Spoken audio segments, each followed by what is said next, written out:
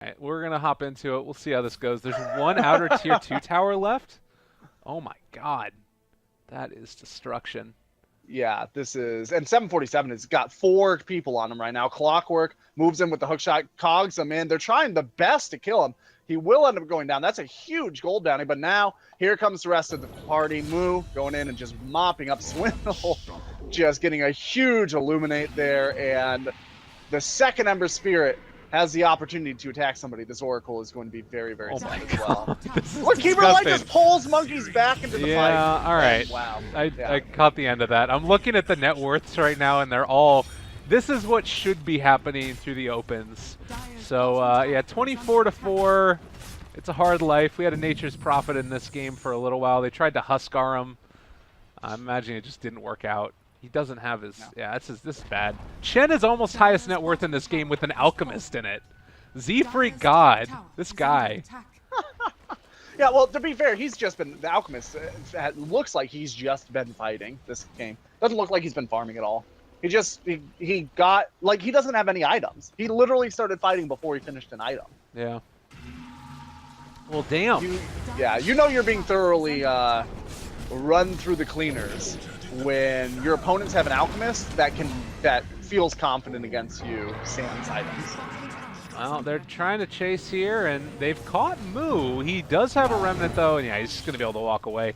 I think that this is a good strategy, too, though. If you are playing so much Dota 2 in a day, granted, there are less rounds in this qualifiers than any of the other ones, because NA doesn't have a ton of teams that are signed up. But you need to make sure that you're staying on top of your game, because the quality of the teams that are in this qualifier are actually pretty good. Yeah. I think that a lot of people will be surprised by it. Oh, that hurts. Bye, Weaver.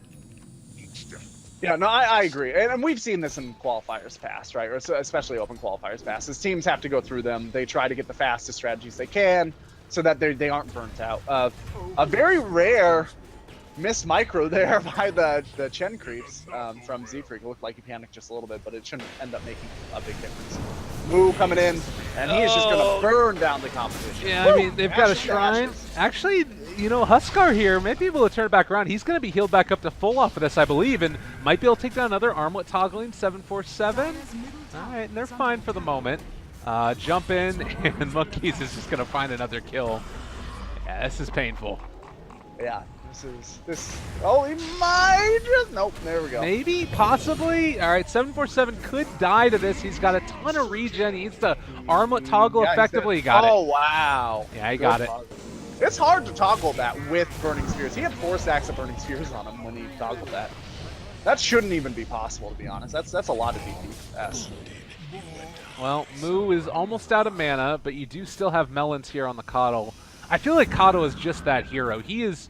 to me, been like the hero of this most recent patch in terms of what we've been seeing. It's like been position 4s consistently been making the big plays, and he's been one that's been able to do it. I think back like to GH and Starladder doing it, and in the qualifiers leading up to it, a bunch of other players playing it as well.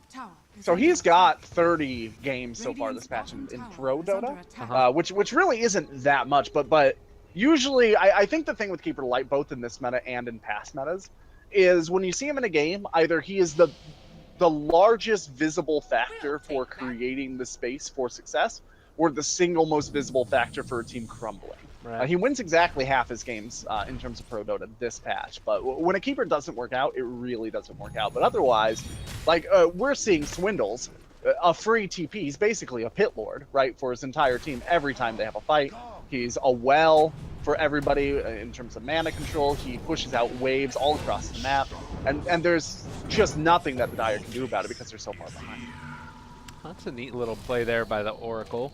A little bit of Fate's Edict to keep him alive for a moment, but probably actually would have been better to cast it on himself since there's so much magical damage from Ember. Yeah. Also worth noting that I think Monkeys Forever has the coolest Centaur set ever. Wait, hold up. Where are we at? Come back to here. Look at this thing. This is awesome. Isn't that great?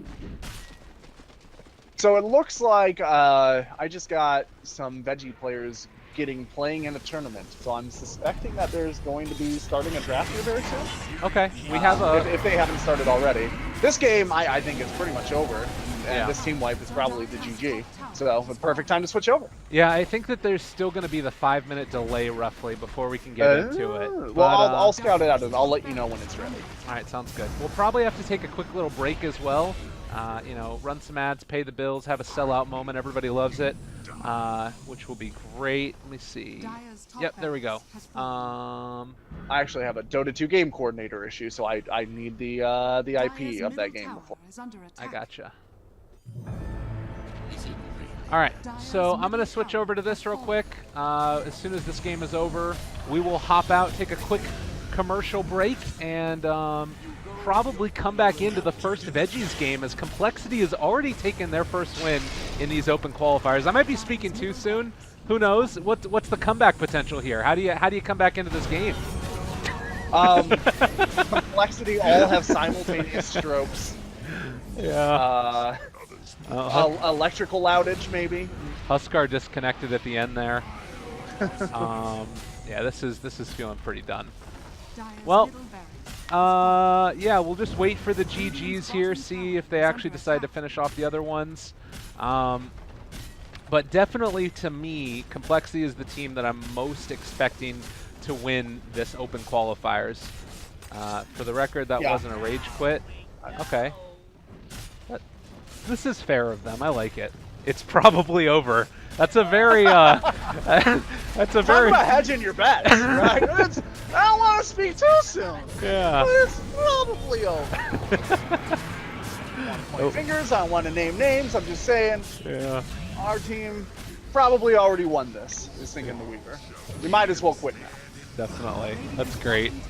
You gotta love it. Melons ends up with a Beyond Godlike on the Coddle. The tier 4s are starting to fall. You've got a 10,000 net worth Chen and Coddle, who have more. His entire team, they actually have more net worth than the Alchemist does. Did they pull an Ags? Is that what ended up happening here and we missed it? Like, no, I don't think so. Like, literally, they were fighting before he even had armlet.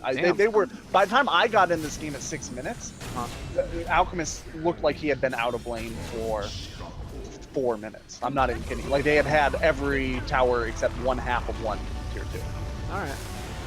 Well, ladies and gentlemen, we're going to be back in just a little bit. We're going to take a quick break, and we'll hop back into the Veggie Esports game. Again, myself, Lyrical, as well as Gorgon, the Wonder Cow. Names are up in the title, and I believe the Twitter handles are as well. So give us a follow if you feel so inclined. But most importantly, stay tuned, because we've got the next round of NA Dota Open Qualifiers starting in a bit. We'll see you guys then.